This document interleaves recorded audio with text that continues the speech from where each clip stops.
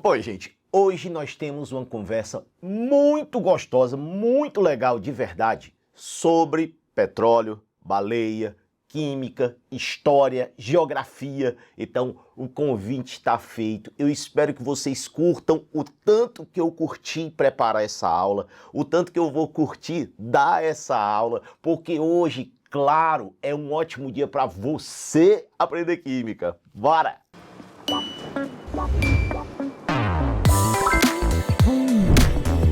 Galera, quando nós falamos petróleo hoje, nós associamos demais a algo que está destruindo o ambiente. Mas tudo tem dois lados.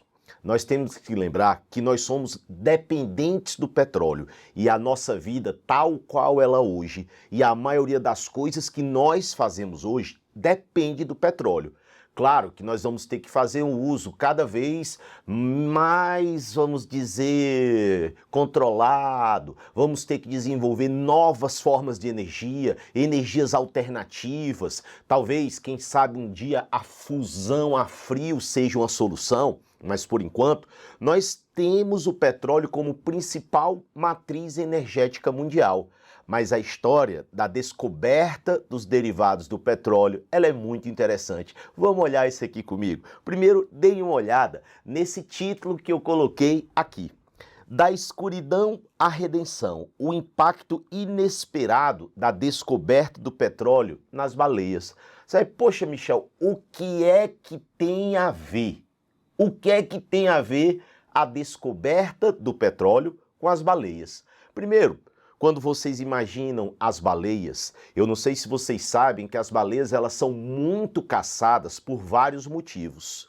Mas naquela época, a gente está falando de século XIX, elas eram caçadas para se extrair óleo para a iluminação pública nos Estados Unidos. Então nós tínhamos uma caça altamente voraz e obviamente como as populações elas foram diminuindo cada vez mais, a gente foi tendo um aumento do preço ali do óleo de baleia que era utilizado para iluminação pública, fabricação de sabão, entre outras coisas. Então, na Bíblia, a gente tem referências do uso do petróleo de 2500 a.C. Quando eu falo descoberta do petróleo, na verdade é o uso dos derivados do petróleo que vocês podem ter certeza. O uso de alguns derivados do petróleo simplesmente salvou algumas espécies de baleia de extinção.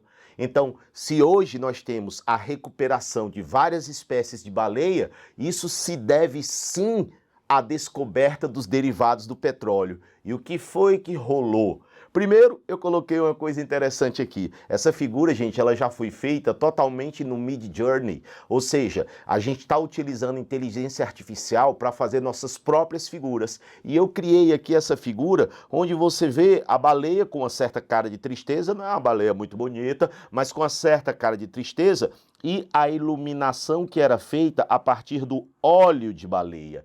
Então, se usava muito óleo de baleia para a iluminação pública nos Estados Unidos. E a partir de 1850, o petróleo passou a influenciar o mundo moderno de uma forma decisiva.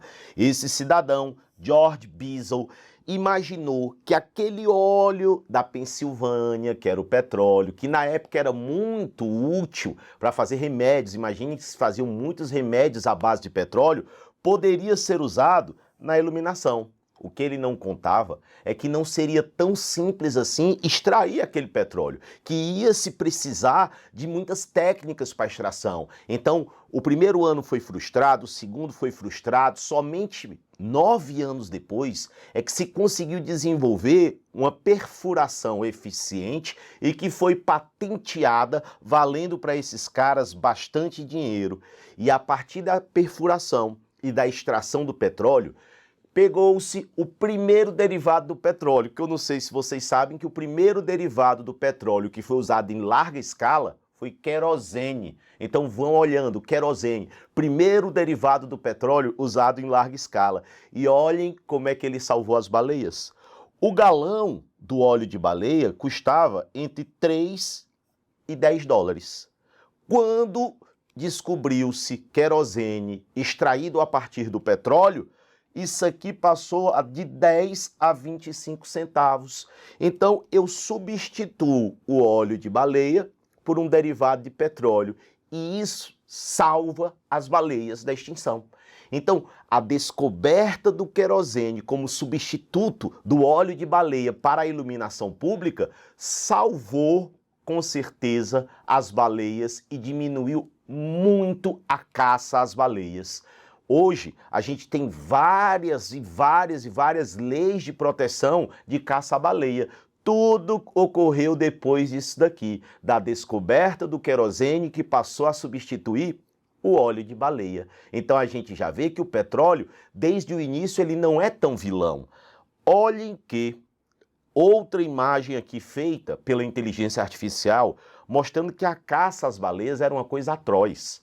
Gente, eram muitas vezes usados arpões e as baleias eram arrastadas vivas, porque às vezes não cabiam no barco, durante quilômetros. Então sofriam durante horas. E não era uma morte instantânea, era uma morte dolorosa, terrível e que com certeza ninguém imagina isso para ninguém nem para nada, o que é um absurdo. E era assim que era feita a caça à baleia na época, né? Era uma coisa realmente atroz, uma coisa que, poxa, me dá angústia só de pensar na situação e no sofrimento. E, infelizmente, em algumas áreas do mundo ainda se caça baleia de forma...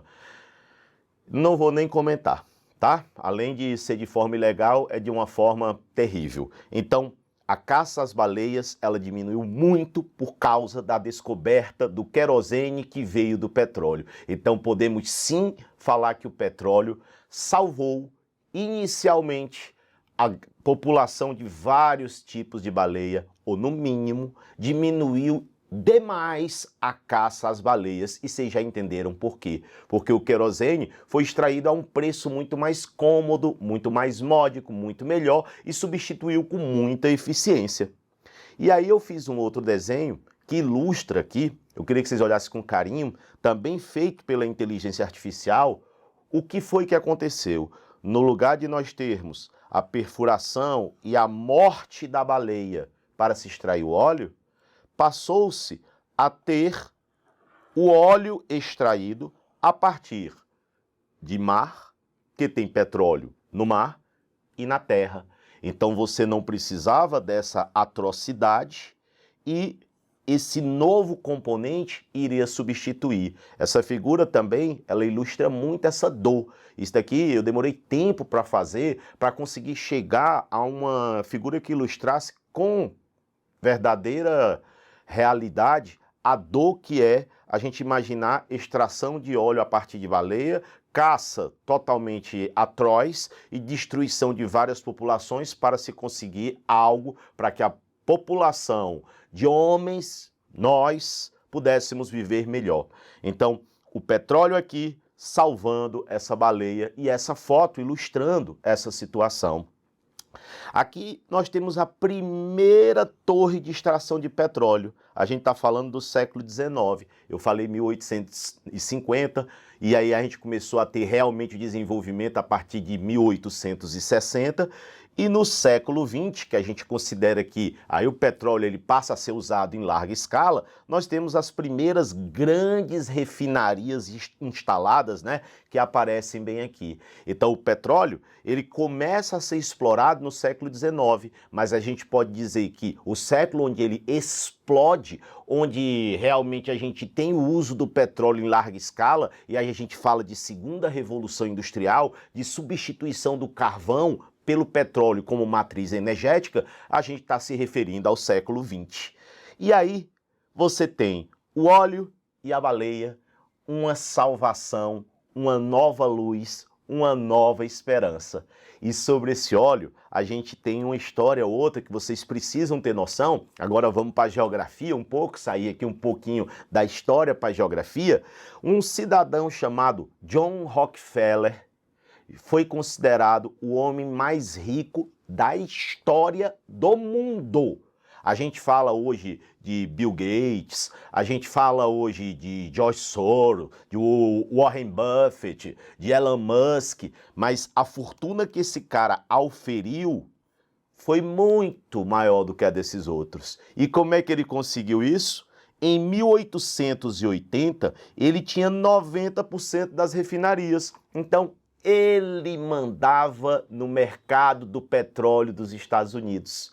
Até hoje, quem vai a Nova York tem lá o Rockefeller Center, que tem uma pista de patinação. Então esse cara, ele simplesmente construiu um conglomerado e ele saiu comprando todas as pequenas refinarias, formando uma grande indústria a partir de várias pequenas, numa coisa que na geografia é conhecida como truste, que é quando você faz a fusão de várias empresas formando um conglomerado. E, gente, foi a partir disso, foi a partir desse conglomerado do petróleo que surge a lei antitruste.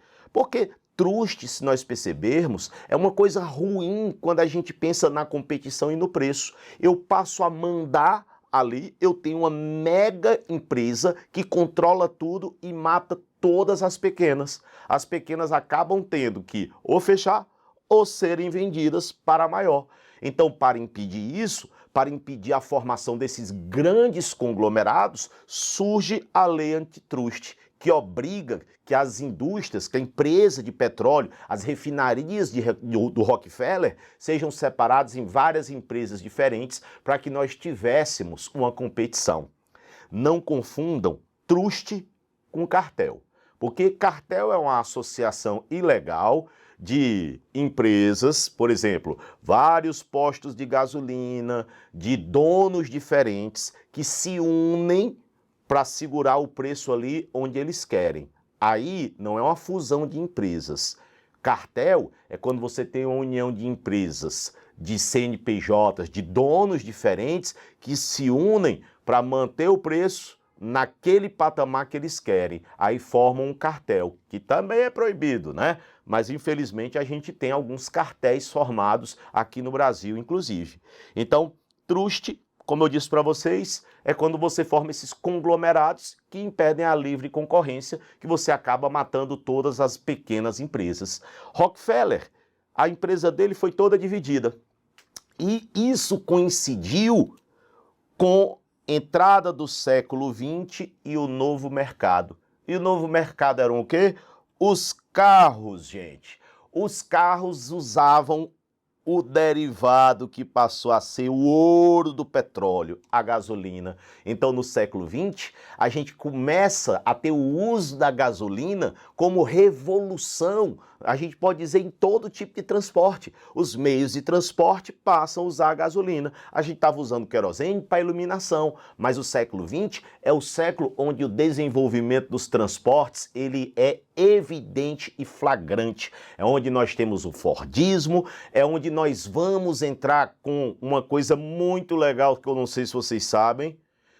A gasolina revolucionou a Primeira Guerra Mundial e facilitou a vitória dos aliados. Porque foi quando os Estados Unidos entrou ali na guerra, foi quando os Estados Unidos, com a sua produção de gasolina, entrou, que mandou vários aviões, milhares de aviões, não milhões, tá? Milhares de aviões, e pela primeira vez na guerra se usou uma coisa chamada tanque. E o que movimentava o tanque de guerra era a gasolina. Então, a gasolina na Primeira Guerra Mundial, quando os Estados Unidos entram na guerra, o fato deles terem esse petróleo, eles terem a gasolina como derivado do petróleo usado para movimentar transportes, fez com que ele pudesse levar novos veículos, como, por exemplo, o tanque de guerra, para a guerra e assim facilitar a vitória dos aliados. Então, olhem como o petróleo ele está envolvido em tudo. A gente começou com a baleia, a gente passou pelo truste, a gente passou pelo homem mais rico do mundo, a gente chegou na Primeira Guerra Mundial e tudo isso, o petróleo pelo meio. E hoje, agora, a gente fala um pouco sobre a química do petróleo. Gente, o petróleo ele pode ser extraído da terra, ou o petróleo ele pode ser extraído do mar. Quanto mais profundo tiver o petróleo, Claro que mais difícil vai ser extraí-lo, como é o caso da extração do pré-sal aqui no Brasil, que está a mais de 3.000 metros de profundidade, então eu preciso de sondas extremamente eficazes e específicas para conseguir chegar lá, para conseguir perfurar a uma profundidade tão elevada. Se nós tivermos um petróleo de superfície, é muito mais fácil de perfurar, porque embora às vezes a rocha seja muito dura, você não tem que vencer toda essa profundidade. Uma coisa interessante é que as maiores reservas de petróleo no mundo estão na Venezuela, mas como ela está sofrendo grandes embargos e ela tem muitos problemas políticos, a exploração não é tão grande, então ela tem, mas ela não consegue produzir. Já o maior produtor seriam os Estados Unidos, mas ele consome tanto que o petróleo produzido por ele não é suficiente e ele precisa importar. E quem mais vende é a Arábia Saudita. Aí a gente sabe que aquele pessoal ali do petróleo, aí a gente fala dos Emirados Árabes, a gente fala justamente dessas realezas, desses sheiks, desse pessoal do petróleo, desses milhões que vêm do petróleo, desses países que basicamente vivem a partir da produção do petróleo e conseguem produzir verdadeiros castelos, verdadeiras maravilhas no meio do deserto. Tudo com o petróleo. Isso é o que a gente vê em Dubai, no Kuwait, é o que a gente vê no Catar, o Kuwait um pouco menos porque foi invadido, era para se ver no Iraque, mas tem muita guerra, então ali é uma região de muito petróleo. E o que é que eu quero de vocês agora? Vamos para a química, vamos estudar química, porque afinal de contas nós temos que bater um papo legal sobre a química. Gente, quando eu pego o petróleo, e eu analiso aquele óleo bruto, a primeira coisa que a gente lembra é que dentro do petróleo eu tenho várias coisas misturadas. E para eu separar os pedaços do petróleo, eu vou usar um processo chamado destilação fracionada. E a destilação fracionada é um processo que se baseia na diferença de ponto de ebulição. Então agora, nesse momento, vocês param e pensam aqui comigo. Quando eu pego o petróleo, dentro do petróleo já tenho várias coisas que estão ali dentro, estão misturadas, eu vou só separar.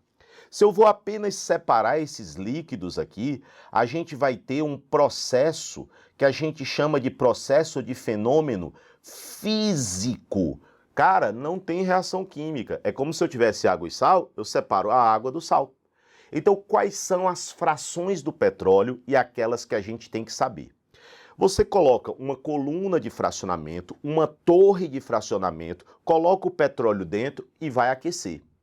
A primeira substância que vai sair é a substância mais leve, é aquela que tem o menor ponto de ebulição. Então, ó, na parte de cima eu vou ter, olhem que eu coloquei aqui à esquerda, as frações mais leves. As frações mais leves são as que saem primeiro, porque elas têm o menor ponto de ebulição. E, poxa, se elas apresentam o menor ponto de ebulição, eu posso dizer tranquilamente que elas têm as menores forças intermoleculares, as menores atrações. Quase fiquei gago, né?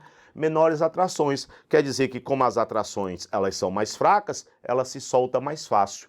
E a primeira fração muito importante do petróleo é o GLP, que quer dizer gás liquefeito de petróleo.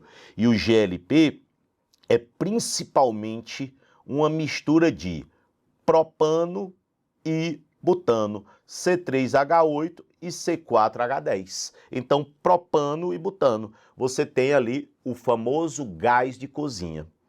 Algumas reservas de petróleo, você consegue extrair primeiro o gás natural. Aqui em cima, mais rápido, você consegue o metano, que é o gás natural. Lembrem que o metano ele pode ser extraído a partir de fontes só de metano, tem ali jazidas só de gás natural, ou ele também pode estar contido dentro do petróleo. Se tiver gás natural naquele petróleo, ele é o primeiro a ser extraído, porque o metano ele é mais leve. Às vezes ele é tão leve e ele sai tão fácil que o pessoal prefere queimar o metano do que deixá-lo escapar. Aí você vai, porra, Michel, mas eu estou perdendo o metano. O que acontece é que, como ele é muito leve e ele pode escapar muito fácil, ele é muito poluente no sentido de ser um gás grande causador de efeito estufa. Então é melhor queimar o metano e produzir CO2, que também causa efeito estufa, mas em intensidade menor, do que deixar o metano escapar. Se eu deixar o metano escapar, ele é 23 vezes pior do que o CO2. Então, eu vou trocar uma coisa menos, na verdade, vou trocar uma coisa muito pior por uma coisa menos ruim. Infelizmente, é aquela história, se você vai trocar uma merda pela outra, que seja uma maior por uma menor, né? Você não vai ficar com a merda maior. Então, você queima o metano para sair o CO2. Se você puder extrair e tirar, beleza, porque você tem um combustível a mais. Mas vamos continuar. Você começa com GLP, depois você vem nafta, muitas vezes não se fala de nafta, mas nafta vai fazer toda a indústria petroquímica. Nafta são derivados que são base, por exemplo, da indústria de plásticos, às vezes de borracha, algumas outras substâncias. Não é tão conhecida, aí você grita para mim por quê? Porque não é combustível de automóvel, nem de ônibus, nem de caminhão, não movimenta transporte. É por isso que a gente não fala tanto de nafta quando a gente pensa em petróleo, porque o principal uso do petróleo é para os transportes. E nafta é a indústria petroquímica, é a indústria que vai fazer transformações químicas para obter outras coisas a partir do petróleo. Quando a gente ouve assim, petróleo, a gente pensa em GLP, depois a gente pensa no ouro do petróleo. Gente, o ouro do petróleo é a gasolina. A gasolina é uma mistura de várias substâncias, mas onde se destaca o octano, que é o C8H18. Então, a gente tem a medida do potencial, da capacidade de detonação da gasolina, a gente chama de octanagem. Quando eu tenho 100% de octanagem, eu tenho um poder de detonação igual a se eu tivesse 100% de isooctano, que é o melhor octano, é aquele que tem a melhor capacidade de detonação.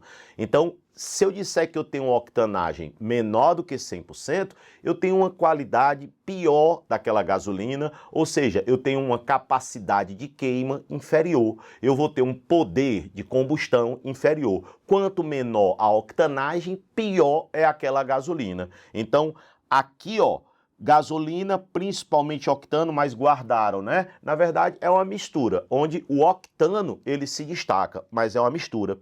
Depois vem o querosene, que é utilizado nos aviões como combustível de avião. E a gente lembra que o querosene foi usado lá, salvou as baleias, né?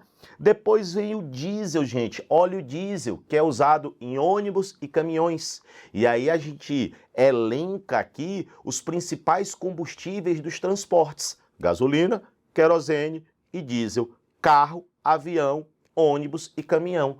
Então vejam que o petróleo, o grande ouro do petróleo, são as frações mais leves, são aquelas que são usadas para movimentar os transportes. E aqui vocês ouviram a palavra nafta, porque uma vez caiu no vestibular o que era nafta, aí o pessoal falou que era a União de Países lá, nafta, disse que não era esse componente do petróleo, ou seja, loucos, né? Então não tem nada a ver. Nafta é a parte do petróleo que vai ser usado na indústria petroquímica para fazer transformação em outras substâncias. Agora, os combustíveis que vêm do petróleo, que são muito importantes e que movimentam os transportes, são gasolina, querosene e diesel. E aquele que movimenta o nosso fogão é o GLP, o gás liquefeito de petróleo, propano e butano.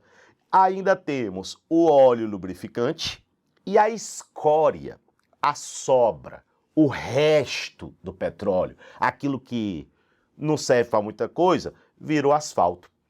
Infelizmente, aqui no Brasil, a gente tem uma particularidade de algumas regiões o asfalto ser tão ruim que mesmo sendo uma substância que é derivada do petróleo, parece que é solúvel em água. É choveu, dissolve o petróleo. Onde é que já se viu um derivado de petróleo, a gente ter uma chuva e praticamente desaparecer? Isso quer dizer o quê? Que eu estou usando até um petróleo de péssima qualidade. Eu estou fazendo só uma capinha ali, uma coisa, não vamos nem entrar nesse assunto, né? Mas vamos lá? Lembraram? Essas partes aqui que a gente está... Porque aqui nossa aula é uma diversão, né? Nossa aula aqui é um bate-papo gostoso. Essas partes aqui são partes que estão contidas dentro do petróleo. Isso aqui já está dentro do petróleo. Eu só vou separar. Já tem no petróleo o gás, já tem no petróleo o querosene, o diesel, a gasolina. Então é um processo físico chamado destilação fracionada. Se eu usar algum derivado para fazer uma outra coisa, aí vai ser um processo químico, que pode ser uma polimerização, fazer um polímero, como um plástico, uma borracha, um isopor, que pode ser uma isomerização, transformar um isômero em outro. Às vezes eu faço isso para melhorar a qualidade da gasolina, por exemplo, e pode ser um craqueamento. Craqueamento é a quebra de frações grandes, que não são muito úteis, em frações pequenas, que são muito mais úteis. Aí são processos químicos, esses que eu acabei de citar: polimerização, isomerização e craqueamento.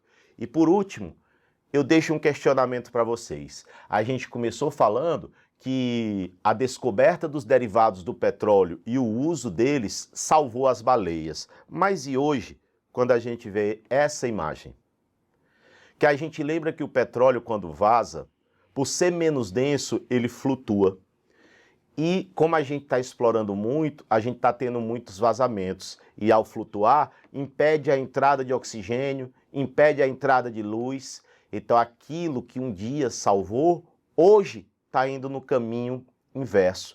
Está acabando com a população de várias outras espécies. Então o uso indiscriminado, ele tem que ser revisto. As fontes alternativas, elas têm que realmente começar a vigorar e funcionar. Agora, a gente sempre analisa os dois lados. O petróleo, ele não é um vilão. O petróleo, ele é uma coisa boa, mas se bem usado. A palavra do momento é sustentabilidade. É usar de forma adequada para que as próximas gerações possam usufruir também dessa nossa terra tão linda. Então não vamos criminalizar. Muitas coisas que nós temos hoje, nós devemos ao petróleo. Mas, em compensação, esse uso indiscriminado e a não regulamentação de algumas explorações causa imagens como essa que aconteceu no Nordeste recentemente, petróleo que vazou chegando à praia, como essa, vocês veem imagem claramente do petróleo tomando aqui essa região costeira e várias espécies já morrendo por causa disso, como essa, que é uma imagem bem triste. A gente sabe que petróleo gruda, e infelizmente leva a óbito várias espécies, não só de aves, mas muitas espécies que vivem dentro do mar, pelo que eu já citei, e como essa dessa tartaruga. E com isso a gente termina essa reflexão. Lembrando que quando eu tenho um derramamento de petróleo, uma das soluções é colocar detergente, porque o detergente dispersa o petróleo, espalha o petróleo. Ele não resolve o problema, mas ele atenua, ele diminui o problema. E às vezes é o que a gente tem que fazer. O detergente, por ser anfifílico, por ter uma parte polar e apolar, ele é capaz de pegar o petróleo e dispersar. Ele não afunda o petróleo não, gente. Ele dispersa. Ele espalha o petróleo em pequenos pedaços e tira da superfície.